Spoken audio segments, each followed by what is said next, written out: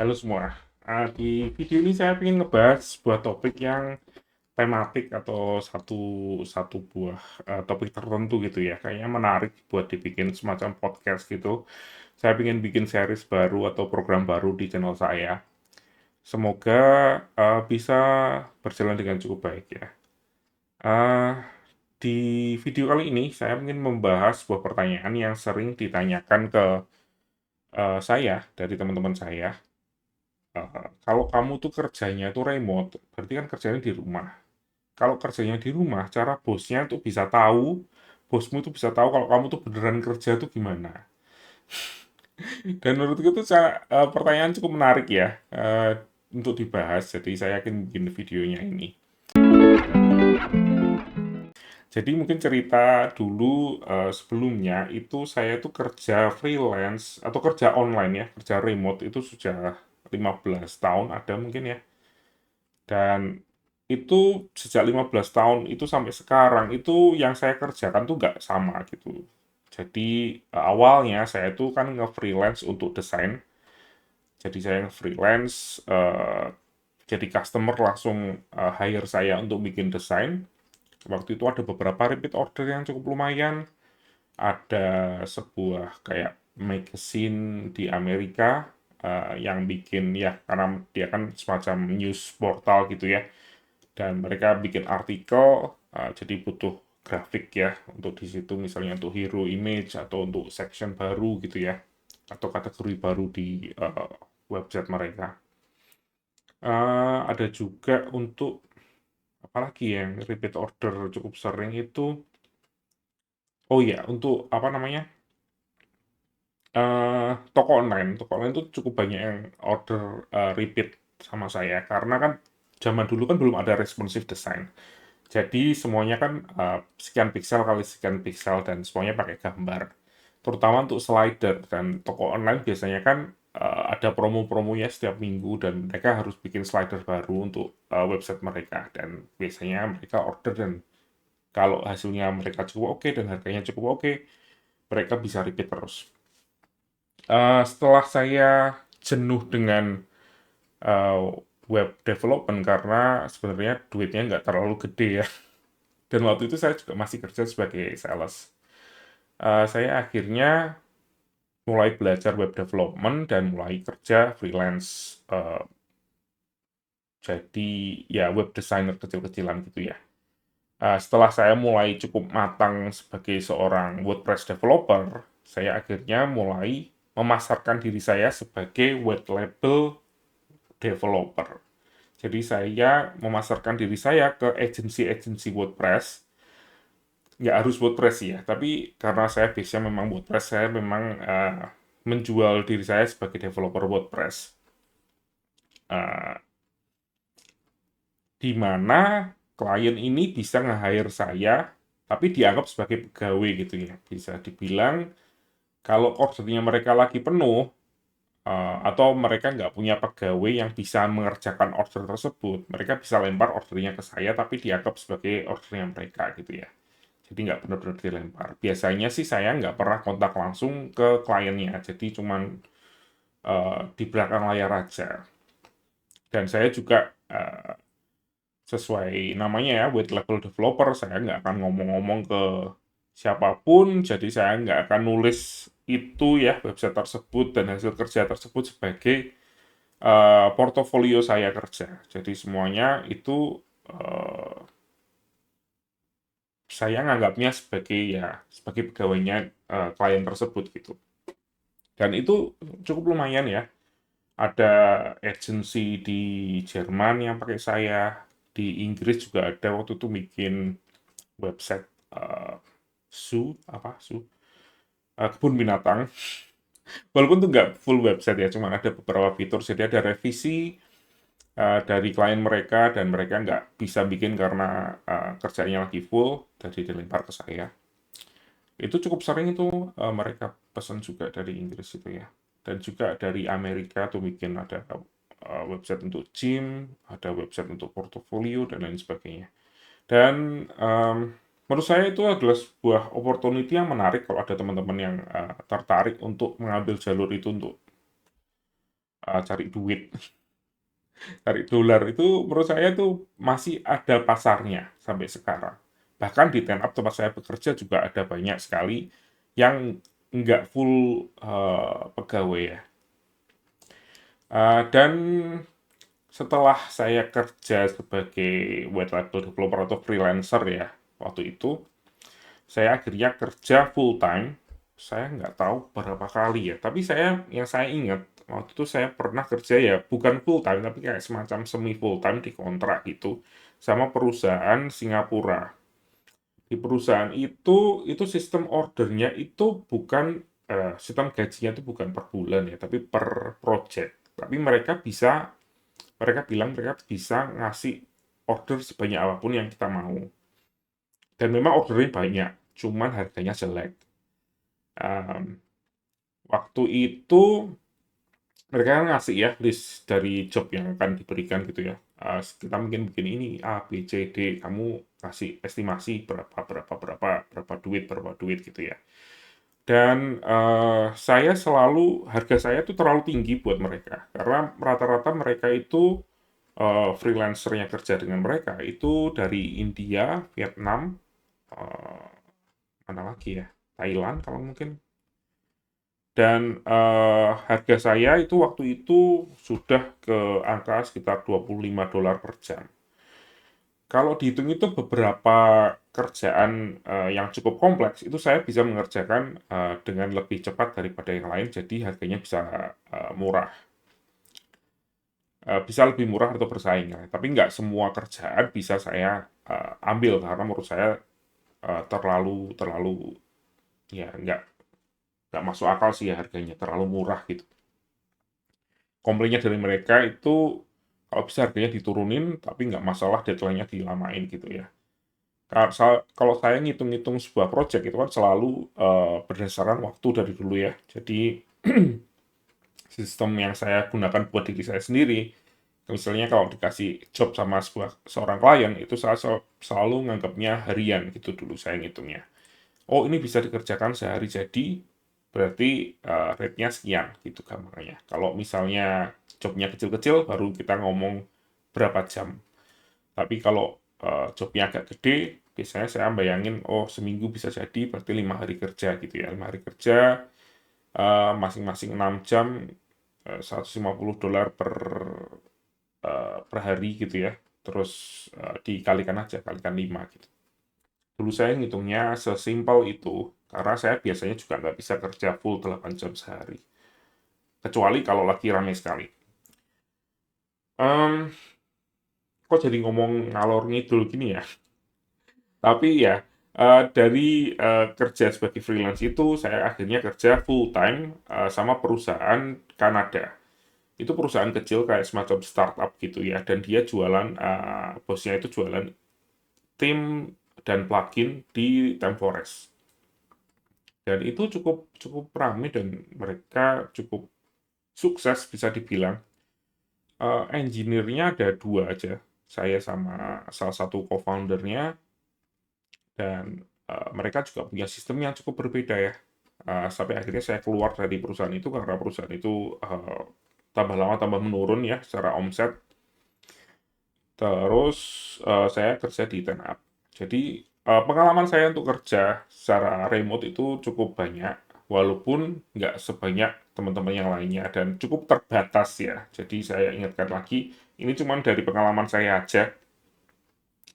Cara untuk eh, memonitor pegawai, gimana sih caranya biar bisa pasti ini orang ini kerja atau enggak gitu ya. Atau kerjanya cukup keras atau males-malesan gitu. Eh, jadi kalau kita remote working em, online sebagai freelancer itu kan sebenarnya bosnya atau klien. Saya nyebutnya bos saja deh ya. Bos dan pegawai. Saya sebagai pegawai, kalau saya dapat klien freelance itu berarti saya anggap sebagai bos saya. Sebagai bos itu sebenarnya kan mereka nggak terlalu ngurusin ya. Kita mau kerja sambil makan, kita mau kerja sambil santai, kita mau kerja sambil tiduran di sofa, Yang penting kerjaannya kan jadi sesuai waktu yang dijanjikan. Jadi pada prinsipnya kalau kita freelance atau remote worker, itu pada prinsipnya nggak penting kamu mau kerjanya males-malesan, dalam artian santai gitu ya, atau disambi dengan kerjaan yang lain, asalkan sesuai dengan eh, hasil yang dijanjikan secara kualitas dan juga waktu yang dijanjikan. Dan itu jadi pedoman atau core dari sistem monitoring di remote. Memang ada beberapa tawaran kerjaan, kalau nggak salah perusahaan Malaysia ya, dulu sekali ya, saya pernah dapat tawaran kerjaan sebagai pegawai kayak full time gitu untuk perusahaan Malaysia, tapi mereka tuh pinginnya saya kerja remote, tapi harus install aplikasi atau software di komputernya saya. Jadi dengan software tersebut mereka bisa bisa melihat screen eh, dari laptop saya. Mereka bisa ngontrol laptop saya, bisa dibilang seperti itu. Dan saya nggak mau. Buat saya itu adalah sesuatu yang berbahaya ya untuk dilakukan. Jadi kalau misalnya ada yang kerja seperti itu ya, menurut saya mendingan nggak usah lah. Masih banyak kesempatan kerja yang lain. Buat saya itu agak sedikit aneh ya, karena satu laptopnya kan laptop saya sendiri. Kedua, kalau misalnya mereka bisa ngehack saya atau melihat password saya dan lain sebagainya. Dan kalau kita lupa, itu bisa bahaya sekali kan. Apalagi kalau em, mereka bisa lihat misalnya lewat webcam dan lain sebagainya kita lagi kerja atau tidak. Menurut saya itu terlalu controlling banget dan sebenarnya nggak terlalu produktif juga. Karena kan yang penting seperti saya bilang lagi ya, seperti orang freelance itu sebenarnya yang diharapkan dari bosnya itu kan kerjanya kualitasnya bagus dan tepat waktu. Yang nentuin harganya siapa? Sebenarnya kan negosiasi dari keduanya, tapi sebenarnya kan sudah disepakati aja gitu. Asalkan harga sudah sepakat di depan, hasilnya sesuai, waktu delivery-nya juga sesuai, sebenarnya sudah cash close gitu ya. Kalau mereka bisa memberikan hasil yang lebih baik daripada yang diharapkan, dan juga lebih cepat daripada yang diharapkan, berarti itu adalah nilai plus. Menurut saya yang paling baik dari semua sistem yang pernah saya lakukan ya di beberapa perusahaan ya, menurut saya sistem yang paling baik itu di tempat saya bekerja sekarang. Makanya saya sudah 5-6 tahun sudah di perusahaan yang sama, dan kelihatan sih memang dari perusahaan ini ya, waktu saya masuk itu pegawainya cuman nggak nyampe 100, jadi cuman sekitar 50-60 orang kalau nggak salah. Itu 6 tahun yang lalu, dan sekarang pegawainya total itu ada lebih dari 300 orang. Tempat perusahaan saya bekerja sekarang. Jadi dalam waktu 6 tahun itu berlipat 6 kali. Gila kan ya? Dan bisa dibilang dari awal saya kerja sampai sekarang, sistem yang ada di situ untuk monitoring pegawai dan lain sebagainya kurang lebih sama, hampir tidak berubah. Keren kan? Dan ini memang jadi sesuatu yang asik sih untuk dibedah gitu ya. Nah, ini mungkin ada beberapa ya tips mungkin ya untuk memonitor pegawai di sebuah perusahaan gitu ya, yang saya ambil dari perusahaan yang tempat saya bekerja sekarang. Yang pertama adalah struktur organisasinya itu harus jelas. Jadi siapa di bawah siapa gitu ya. Jadi kalau di tempat saya bekerja itu ada di jadi dari sekian ratus pegawai itu dibagi jadi grup yang lebih kecil. Mungkin jumlahnya, kalau nggak salah sih dulu cuma sekitar 20-30 orang, tapi sekarang mungkin sekitar 50-an orang kali ya per grupnya. Jadi ada grup yang lebih kecil, dan di tiap grup itu ada direkturnya sendiri, dan direkturnya biasanya ada dua minimal, ada direktur operasional dan ada direktur engineering. Jadi di satu perusahaan besar ini dibuat jadi semacam perusahaan kecil-kecil gitu. Walaupun itu satu perusahaan ya, teman. Dan di satu grup tersebut dibagi lagi menjadi grup yang lebih kecil. Jumlahnya biasanya sih kurang dari 10 ya. Dan di tiap grup mini itu ada satu manajernya. Dan itu manajer tersebut di bawah dari direktur operasional. Di tiap project itu nggak harus di grup yang sama. Karena kan tiap project itu kan kadang kebutuhannya berbeda-beda ya. Ada yang kadang butuh back-end aja, ada back-end dan front-end, kadang butuh designer, kadang butuh JavaScript engineer, kadang butuh sistem engineer, dan lain sebagainya. Jadi biasanya sih mix ya grupnya. Walaupun biasanya masih di grup besar yang sama. Dan di tiap project tersebut kan selalu ada dua orang yang megang juga sama sistemnya. Satu project manager, satu lagi tech lead. Jadi kalau dilihat lagi sistemnya sebenarnya dari bawah ke atas tuh mirip gitu ya. Jadi di tiap project itu ada dua kepala, yang satu ngurusin operasional, yang satu ngurusin engineering. Di grupnya juga sama.